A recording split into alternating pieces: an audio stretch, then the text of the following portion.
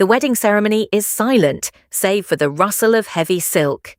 As Lord Sakai Ren lifts the veil of his bride, the beautiful Lady Kiyomi, he doesn't see a blushing maiden. For a split second, reflected in the ceremonial sake bowl, he sees a snout, a flash of golden fur, and a mouthful of needle-sharp teeth, all hidden behind a perfect porcelain smile. The weight of the ceremonial kuro monpuku felt heavier on Sakai Ren's shoulders than any suit of iron-plated armor ever had.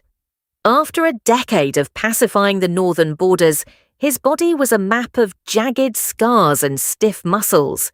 Yet he found himself trembling slightly as he knelt in the great hall. The shogun's voice, dry as parchment, drifted over him like a death sentence. This marriage to the house of Ichijo was not a gift, it was a leash. To solidify the alliance with the northern provinces, Ren was to trade his battlefield freedom for a bride he had never seen.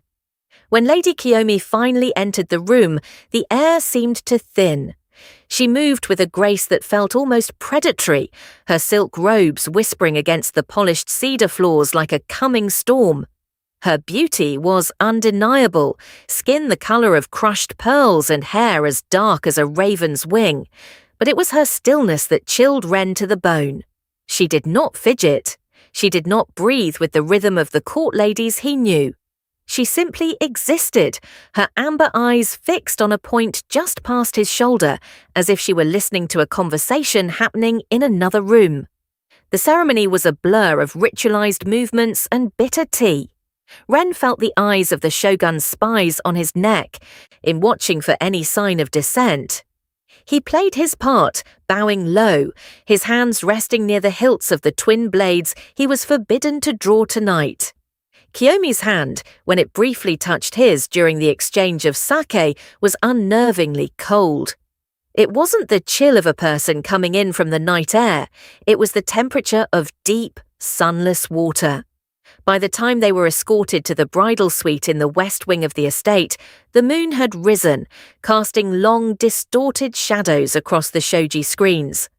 The room smelled faintly of sandalwood and something sharper, a metallic tang that Ren's soldier's nose recognized instantly, though he tried to dismiss it as nerves.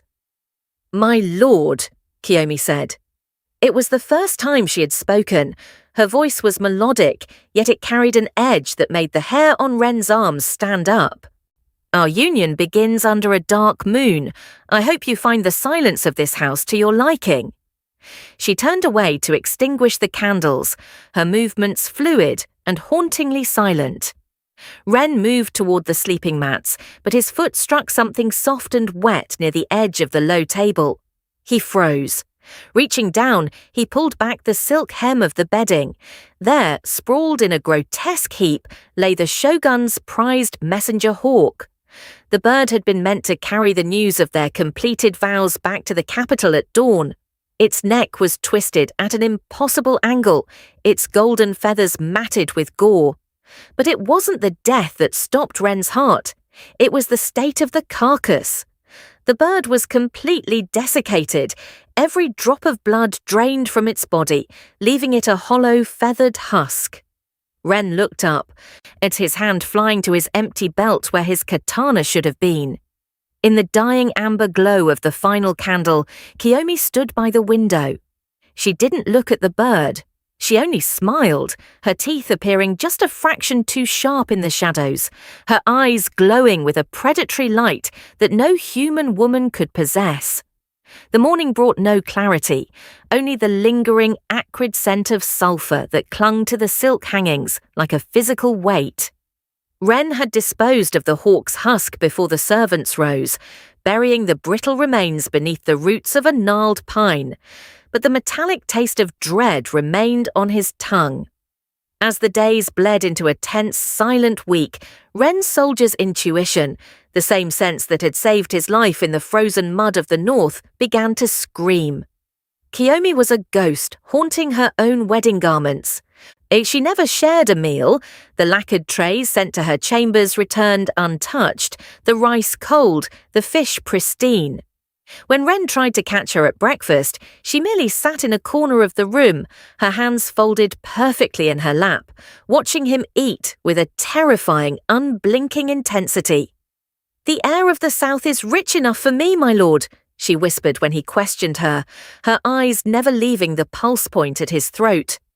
One afternoon, while walking the inner perimeter of the estate to escape the stifling atmosphere of the house, they passed the Shogun's prize kennels. The hounds, massive beasts bred for the hunt and blooded on boar, did not bark. As Kiyomi's shadow stretched across their cages, the dogs let out a synchronized, mournful wail, a sound of pure, primal terror. They backed into the corners of their pens, with their hackles raised, whining in a way that made Ren's skin crawl. Kiyomi did not flinch. She didn't even look at them. She simply kept walking, her steps making no sound on the gravel path, leaving only that faint volcanic odor of sulfur in her wake. By twilight, grim news arrived from the capital via a panicked rider. Lord Ishida, the Shogun's chief strategist and Ren's former mentor, had been found dead in a locked room guarded by a dozen samurai. There were no wounds and no signs of struggle, yet the man had been reduced to a dry shell, his life force seemingly evaporated. He was the third member of the Shogun's inner circle to fall in as many knights. The court was paralyzed, whispering of an invisible assassin, a creature that could bypass walls and steal alike. Ren watched his wife as she stood on the veranda, and her silhouette framed by the rising moon. She looked fragile, a doll of silk and porcelain, yet as she turned her head, the moonlight caught a glint of something golden and feral in her gaze. He realized then that the sulfur wasn't coming from the gardens or the kitchen fires. It was the scent of the mountain, of ancient things that did not belong in a city of men. He wasn't just sharing a bed with a stranger, he was harboring the very blade meant for the Shogun's throat. The moon hung like a curved silver blade over the koi pond, its light turning the water into a mirror of liquid lead. Ren walked a step behind Kiyomi, his hand instinctively resting on the hilt of his wakizashi. The silence of the garden was absolute. Even the insects had ceased their chirping, as if afraid to draw her attention. He could smell it again, the faint, stinging scent of sulfur and parched earth that followed her like a shroud. "Lord Ishida is dead," Ren said, his voice a low growl that cut through the stillness. "Drained of life, just like the hawk in our chambers. How many more of the Shogun's men must fall before you admit what you are?" Kiyomi stopped. She did not turn around immediately. The silk of her kimono seemed to ripple, though there was no wind. When she finally looked at him, the porcelain mask of the dutiful bride had shattered. Her eyes were no longer amber, they were molten gold, pupils narrowed into vertical slits that burned with an ancient predatory fire. "You are a soldier, Ren," she said, her voice dropping an octave, vibrating with a resonance that shook the marrow of his bones. "How you know that a predator does not explain its hunger to the prey." Before he could draw his blade, she moved. It was not a human movement, it was a blur of white silk and golden light. Ren, a veteran of 100 skirmishes, found himself slammed backward against the rough bark of an ancient maple tree. Her hands, slender, pale and cold as grave dirt, pinned his shoulders with a force that made the wood groan behind him. He gasped as the air was forced from his lungs, his ribs straining under her impossible strength. Then he saw it. From beneath the heavy layers of her formal robes, a thick, bushy tail of copper-red fur tipped with white swept out, twitching with a feral life of its own. It wasn't a trick of the light or a fever dream. It was real, primal, and terrifying. Kiyomi leaned in, her face inches from his. He could see the faint lengthening of her canines and the way her skin seemed to glow with a sickly, ethereal light. The scent of sulfur was overwhelming now, choking the fragrance of the garden's late-blooming lilies. "Do not mistake my patience for mercy," she hissed, the heat of her breath smelling of ozone and old blood. "The Shogun's circle will burn, and you will provide the spark. You will play the devoted husband. You will smile at the court and bow to the monster on the throne. Play the husband, Ren, or lose your throat before the sun touches the peaks." She released him suddenly, and the world tilted. By the time he regained his footing and his breath, she was already walking back toward the house, the tail hidden once more beneath her silk. The graceful, silent bride returned to her masquerade. And the bruise on Ren's shoulder burned, a blackened mark where Kiyomi's inhuman strength had left its imprint. He sat in the suffocating silence of his private study, the air thick with the smell of old paper and the lingering scent of sulphur. Before him lay the Kyūbi Scrolls, a forbidden history of the Shogun's rise, hidden deep within the family archives and sealed with the red wax of a traitor's shame. As he broke the seal, the ink seemed to bleed across the parchment. He read of the Great Clearing 20 winters ago, a campaign he had been told was a suppression of mountain bandits.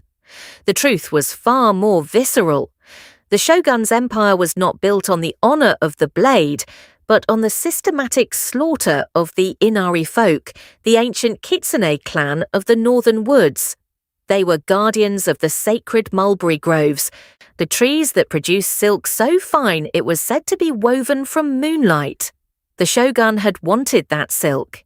He had wanted the wealth and the prestige it brought, and he had paid for it in the currency of genocide. Ren stared at the descriptions of iron traps, of holy groves salted with ash, and of fox spirits, mothers, children, elders, hunted like common vermin for their pelts and their power. The Shogunate's prosperity was a beautiful garment draped over a mountain of corpses. "Blood for silk," the scrolls whispered. The wealth of the nation was literally fueled by the stolen essence of a murdered race. Kiyomi was no longer a monster in Ren's eyes. She was a witness. She was the last daughter of the charred woods, a survivor whose every breath was an act of defiance against the man Ren called Master. Her deadly agenda was not the whim of a demon, but the calculated retribution of a daughter seeking the price of her kin.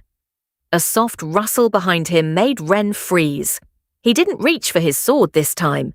He looked over his shoulder to see Kiyomi standing in the doorway, her silhouette framed by the pale, cold moon. She didn't look like a bride, and she didn't look like a beast. She looked like an empress of a kingdom of ghosts. "Now you see the foundation of your Shogun's throne, my lord," she said, her voice a hollow echo of the wind through dead leaves. "It is not made of wood or stone. It is made of us." Ren looked down at his own silk robes, suddenly feeling as though he were wearing the skin of the dead.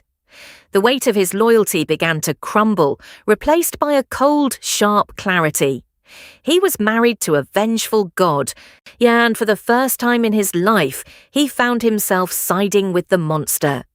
The Shogun's summons arrived at the hour of the ox, delivered by a messenger whose eyes never rose above the level of Ren's knees.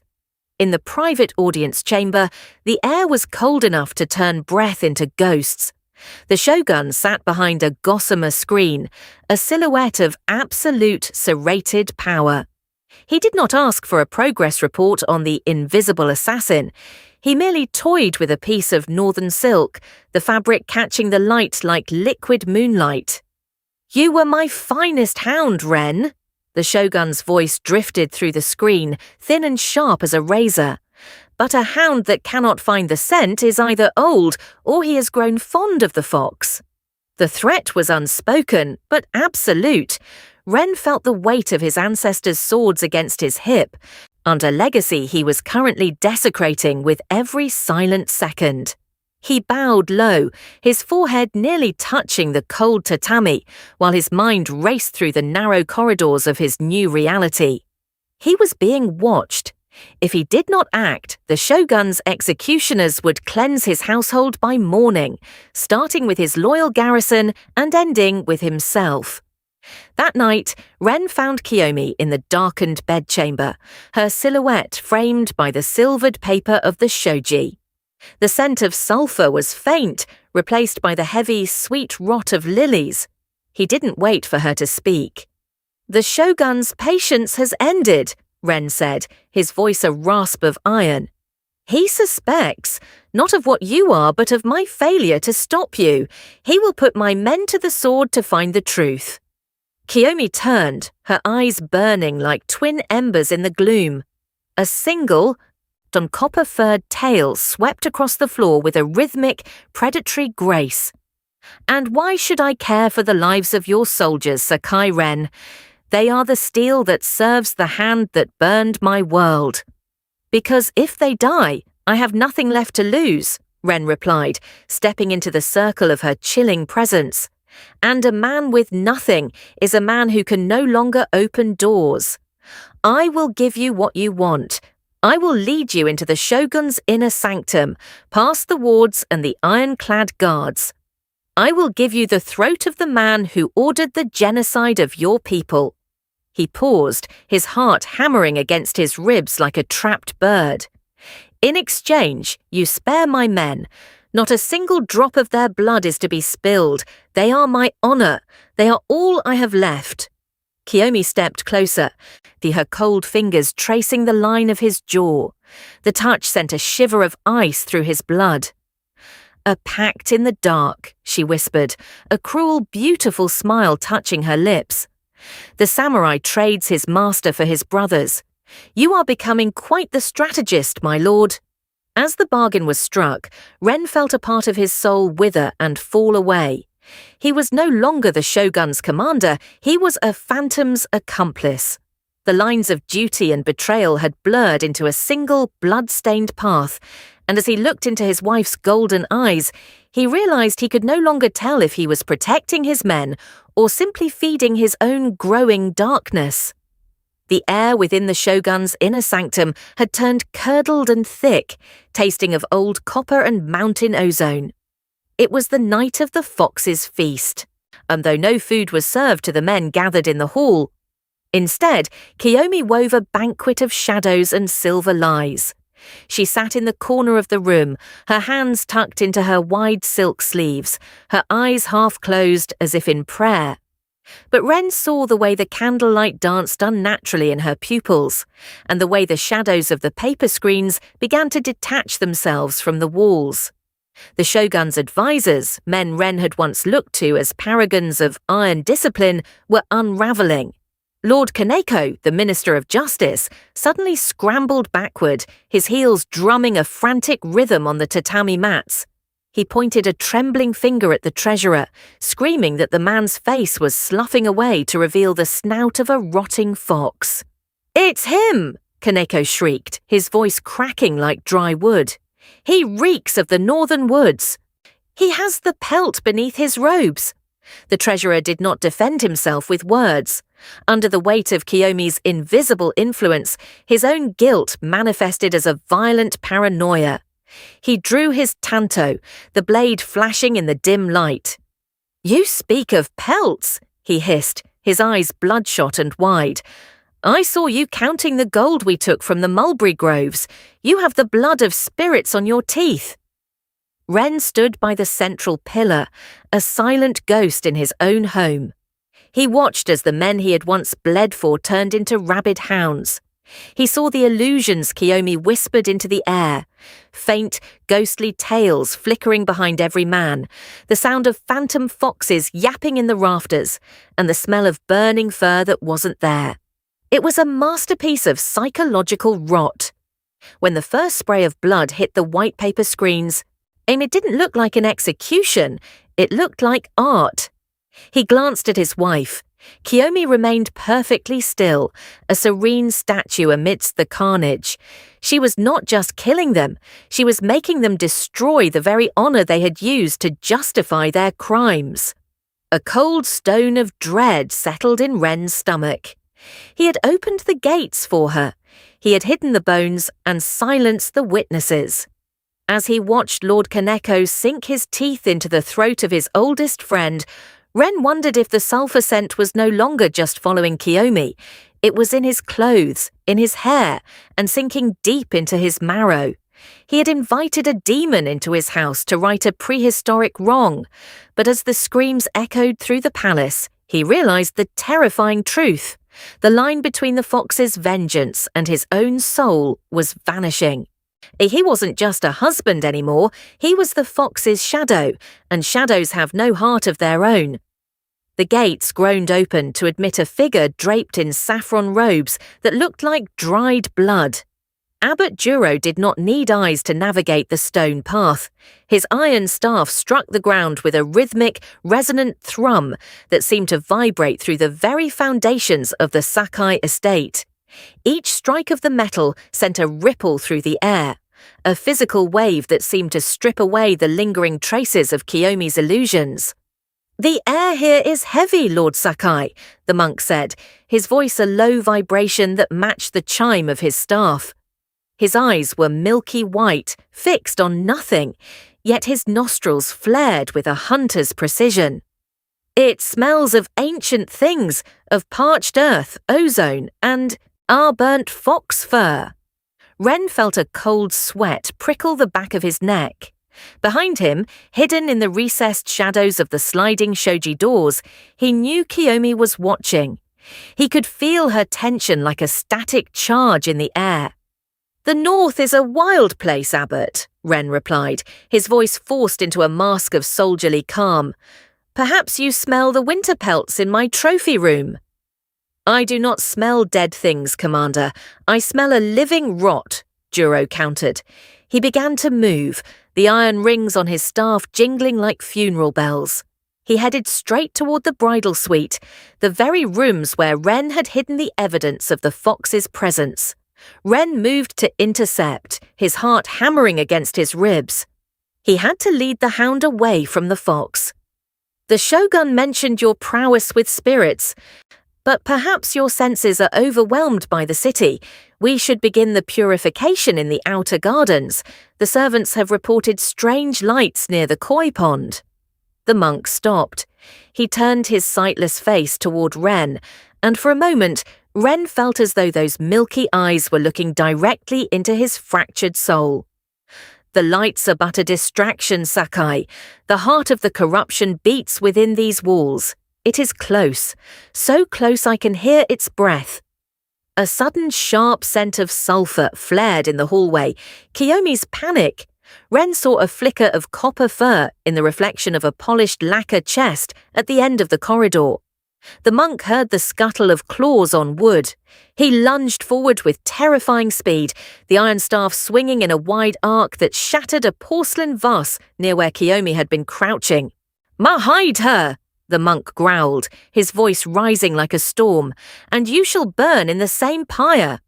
Ren threw himself into the monk's path, feigning a stumble to block the narrow passage. "Careful, Abbot! The servants have just oiled these floors." In that second of manufactured confusion, Ren caught a glimpse of a pale, terrified face vanishing into the rafters. He had spent his life hunting monsters, yet here he was, acting as the shield for one. As the monk's staff rang out again, searching for the fox's resonance, Ren realized the game had changed. He wasn't just a husband or a traitor anymore, he was a guardian of the very shadow that was meant to consume his world. The iron monk's bells faded into the distance, leaving a silence so heavy it felt like a physical weight.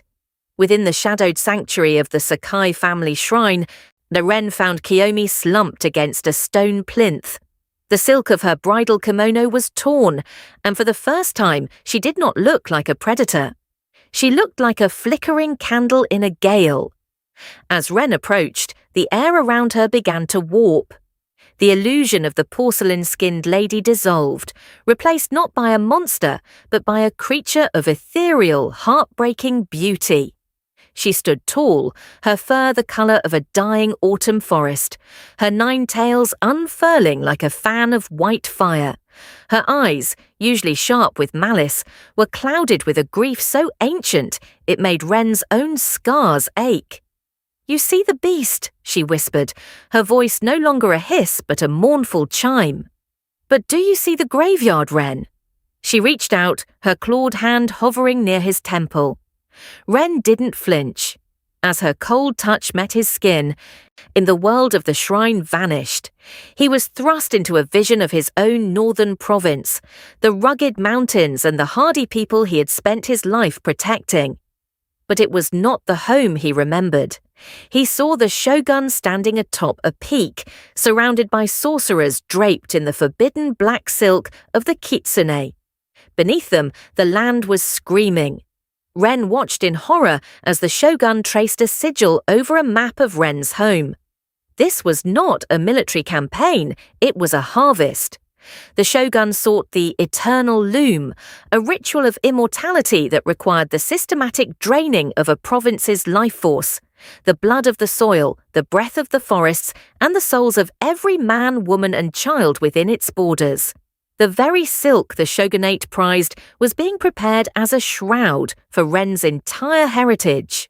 The shogun had not married Ren to Kiyomi to build an alliance. He had done it to keep his most dangerous general distracted while he prepared the pyre for Ren's people. The vision snapped. Ren was back in the dim shrine, his breath coming in ragged gasps. Kiyomi's hand dropped, her form shivering back into the shape of a woman, though her eyes remained golden and wet with unshed tears. "He does not want a kingdom, Ren," she said softly, the scent of sulphur now replaced by the smell of cold mountain rain. "He wants to be a god, and he will use the ashes of your home to build his throne. I came for blood, yes, but I also came to find the one man who might be enough of a traitor to save what is left of the world." Ren looked at his hands, the hands of a samurai who had lived for duty. The duty was gone, only the debt remained. In the signal was not a horn or a drum, but the sudden violent scent of cedar smoke and parched earth. As the first orange tongues of flame licked the eaves of the palace, Ren drew his katana, the steel singing a low, mournful note. Behind him, 50 of his most loyal men stood like iron statues, their faces masks of grim resolve. They were no longer the shogun's hounds, they were the ghosts of a province that refused to burn. In the center of the great courtyard, Kiyomi finally let the world see her truth. She did not merely transform, she erupted. The human skin she had worn like a heavy shroud disintegrated into flecks of golden ash. In its place rose a creature of terrifying majesty, a fox the size of a temple gate, her fur composed of shifting, incandescent white fire. Her 9 tails unfurled like the petals of a cosmic lotus, each one a whip of celestial flame that charred the very air. She let out a cry, a sound that was half woman, half hurricane, and the palace began to scream with her. As Ren led his men into the keep, the physical world surrendered to the Kitsune's whim. The corridors, once rigid and predictable, became a shifting, supernatural labyrinth. Walls made of solid oak rippled like silk in a breeze. A single doorway led not to the council chamber, but to a staircase that spiraled into a sky filled with weeping stars. "Do not trust your eyes," Ren roared, his voice cutting through the roar of the white fire. "Trust the steel in your hand and the man at your back." They fought through waves of the shogun's personal guard, men who were driven to madness by the shifting geometry of their own home. Ren carved a path through the chaos, his blade a blur of silver against the flickering white light of his wife's power. The scent of sulphur was now a gale, and the sound of the Iron Monk's bells could be heard in the distance, frantic and futile against the goddess's rage. The palace groaned, its foundations twisting as Kiyomi's magic tore at the shogun's reality. Ren reached the final set of massive lacquered doors, the gates to the shogun's inner sanctum. They were carved with the images of the very spirits the shogun had slaughtered, and as Ren laid his hand upon the wood, the carvings seemed to weep blood. The weight of his betrayal was gone, replaced by a cold, singular purpose. The silk had been stained, the blood had been spilled, and now the fox had finally cornered the lion. The heavy lacquered doors shattered inward, the wood splintering like bone. Inside the inner sanctum, the shogun sat atop his dais, Surrounded by the sickly, sweet aroma of burning incense and the metallic tang of the ritual he had nearly completed. He looked ancient, yet his eyes were bright with a terrifying artificial youth. He did not look surprised. "You trade a kingdom for a beast, Sakai?" the Shogun asked, his voice a dry rasp as he drew a blade that hummed with a dark, unnatural light. Ren did not answer with words. He answered with the cold steel of the north. The final duel was a clash of two eras, the dying honor of the samurai and the rot of a man who would burn his own world for a chance at immortality. The Shogun fought with the stolen strength of the Kitsune kin he had slaughtered, his movements blurred by a dark sorcery that defied the wind. But Ren fought with the weight of a province on his back and the screams of the mulberry groves in his ears. Every strike of Ren's blade was a decade of suppressed rage, a mountain crashing down upon a paper throne. Above them, the ceiling disintegrated into a vortex of white, celestial fire. Kiyomi descended not as a woman, but as a goddess of vengeance.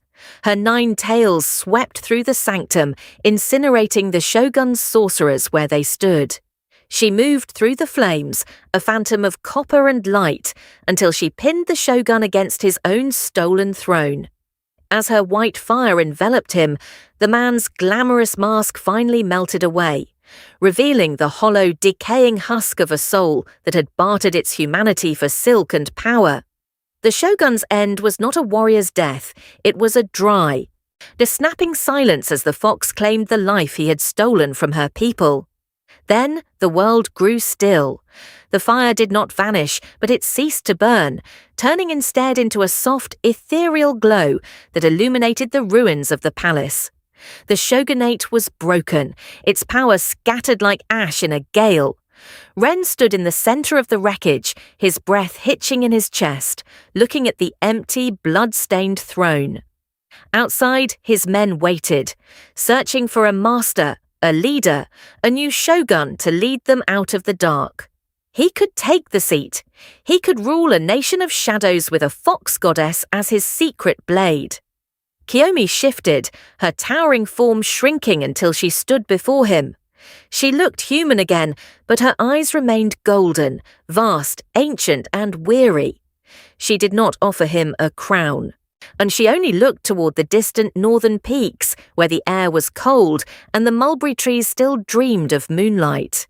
Ren let his katana slip from his fingers.